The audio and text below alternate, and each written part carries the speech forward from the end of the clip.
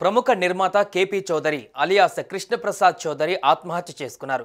కొంతకాలంగా ఆర్థిక ఇబ్బందులతో బాధపడుతున్న కేపీ చౌదరి గోవాలో బలవన్మరణానికి పాల్పడ్డారు. సోమవారం ఉదయం పోలీసులు వెళ్లి చూసేసరికి ఆయన నిర్జీవంగా కనిపించారు. దీంతో పోలీసులు ఆత్మహత్య కేసు నమోదు చేసుకున్నారు. కేపీ చౌదరి పూర్తి పేరు కృష్ణప్రసాద్ చౌదరి. 2016లో సినిమా రంగంలోకి వచ్చాడు. అతడు కబాలీ సినిమా తెలుగు వర్షన్కు నిర్మాతగా వ్యవహరించాడు. అంతేకాకుండా పలు తెలుగు, తమిళ చిత్రాలకు డిస్ట్రిబ్యూటర్గా పనిచేశాడు.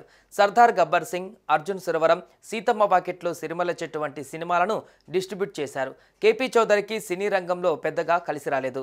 సినీ రంగంలో చేతులు కాల్చుకున్న కేపీ చౌదరి ఆ నష్టాలను పూడ్చుకోవడానికి డ్రగ్స్ దందాలోకి దిగినట్టుగా తెలుస్తుంది. ఇందులో భాగంగానే గోవాలో OHM పబ్ను స్టార్ట్ చేశాడు. గోవాకు వచ్చిన సెలబ్రిటీలకు డ్రగ్స్ సరఫరా చేసేవాడు. టాలీవుడ్ సెలబ్రిటీలు చాలా మందితో కేపీకి సాన్నిహిత్యం ఏర్పడింది. పబ్ బిజినెస్లో కూడా నష్టాలు రావడంతో కేపీ చౌదరి హైదరాబాద్కు తిరిగి వచ్చాడు. గోవా నుంచి వస్తూ 100 ప్యాకెట్ల కొకైన్ తీసుకువచ్చాడు. పలు సినీ తారాలతో సంబంధాలు ఉన్నాయని అప్పట్లో కేపీ చౌదరి పేరు మోత మోగిపోయింది.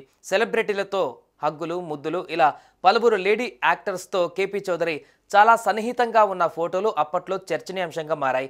ఒక పబ్ ఓనర్గా మాత్రమే తమకు కేపీ చౌదరి తెలుసని, డ్రగ్స్తో తమకు ఎలాంటి సంబంధం లేదని అప్పట్లో కొందరు టాలీవుడ్ సెలబ్రిటీలు చెప్పుకోవచ్చారు.